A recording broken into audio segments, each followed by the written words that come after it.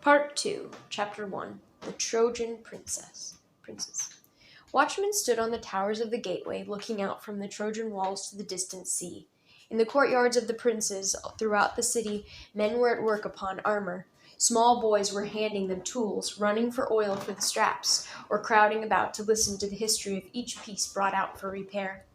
The princes alone were not present, but had gathered in the high hall of Priam to determine their answer to the envoys of the approaching Greeks.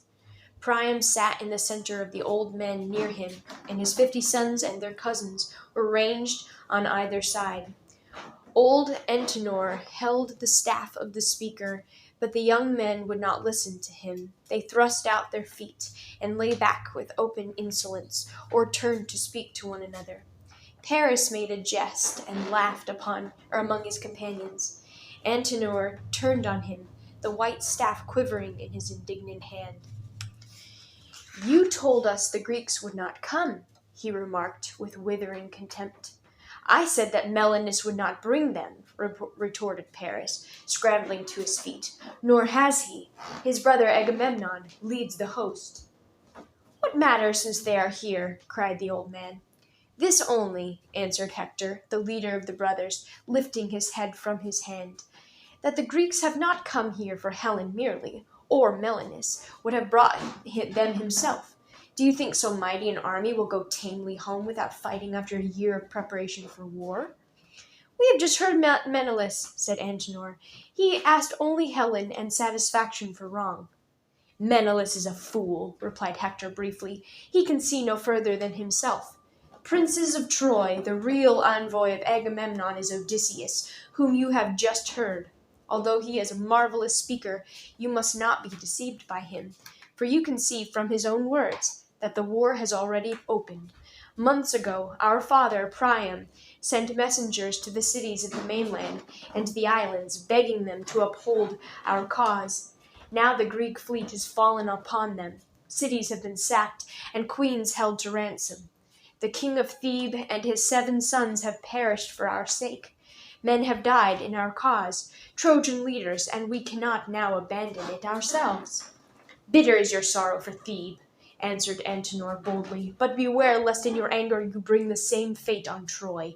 Even though Andromache, your wife, has lost father and 7 brothers in Thebes, it still does not become you to counsel war in revenge for your private loss." There were cries of anger from the princes, while Hector, reddened with unspeakable fury, stood struggling for self-control. "Insults come easily in such times," he said at last. "It is but a few moments since Palladamus here declared that I urge war because I hope to win glory as the greatest fighter of you all. Were not this a day of mourning in my household, you both should repent it. As it is, I shall speak no further, but let the voice of the assembled princes decide." He sat down and hid his face once more, while the noise of the princes' indignation gathered on either side.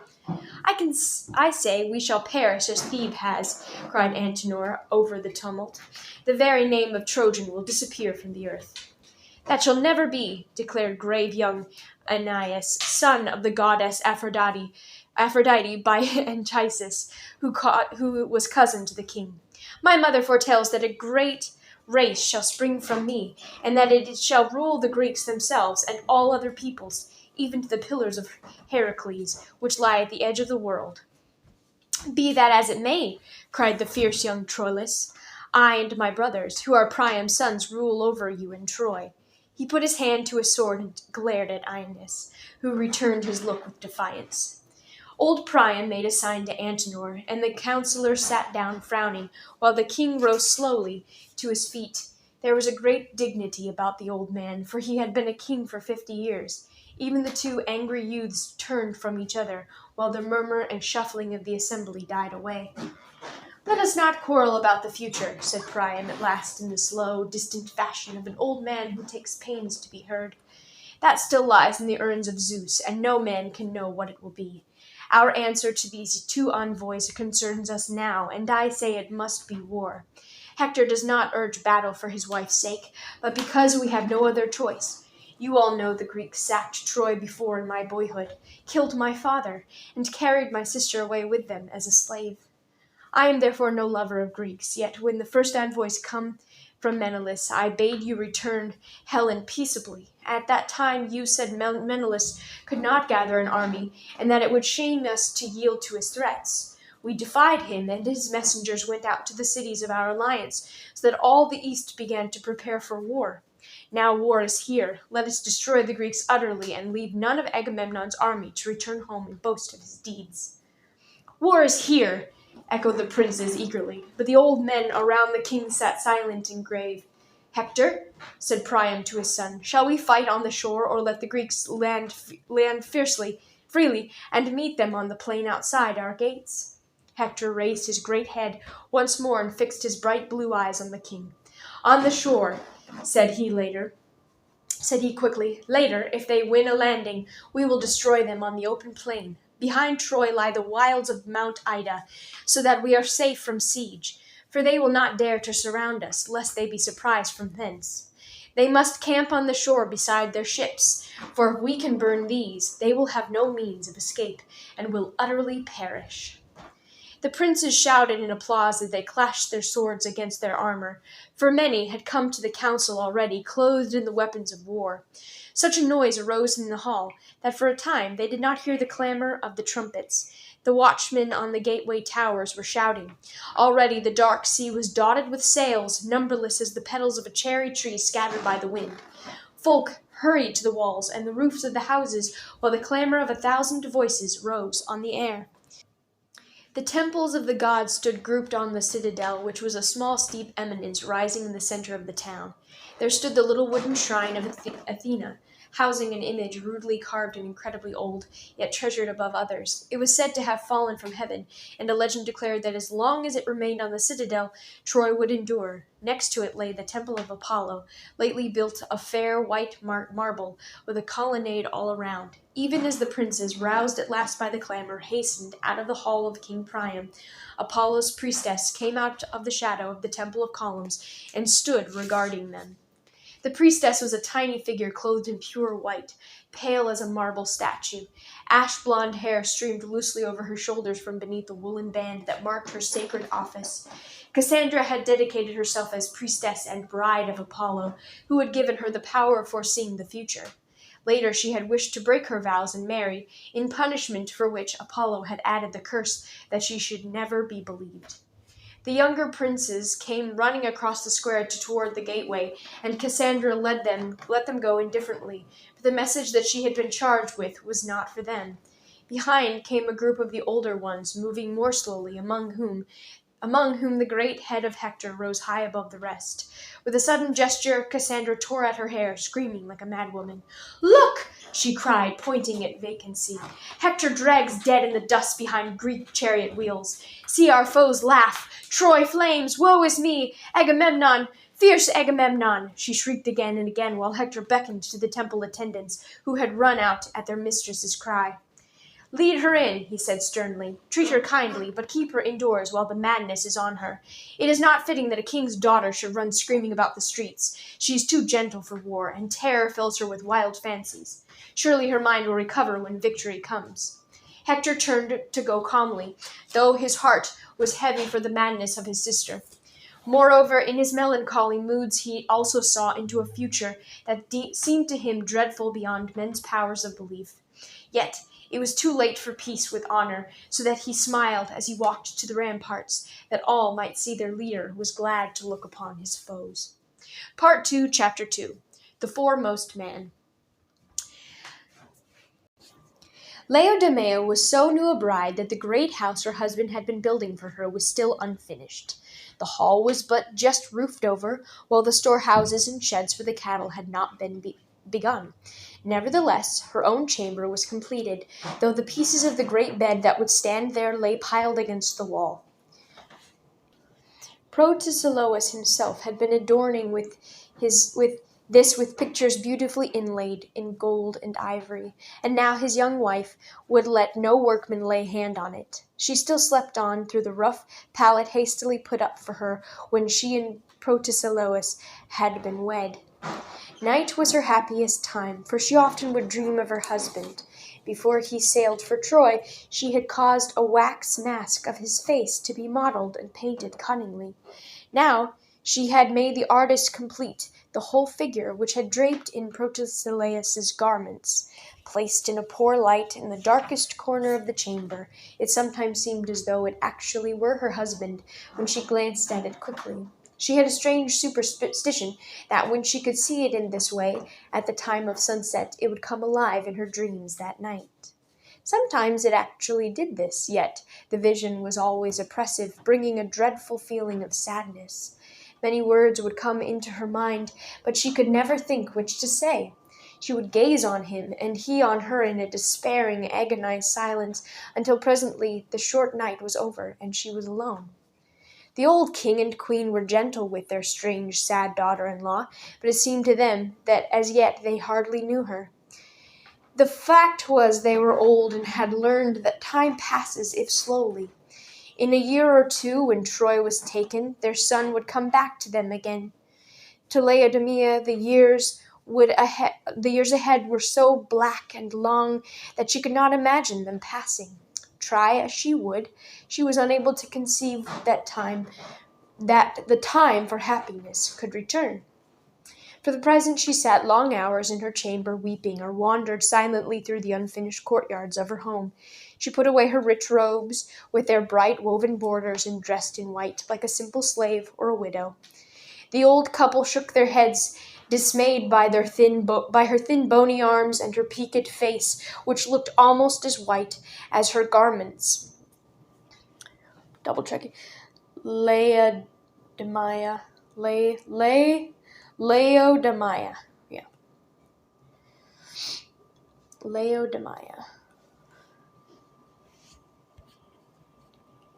At last, during the long weeks when the Greek ships lay at Aulis, Laodamia had a different dream.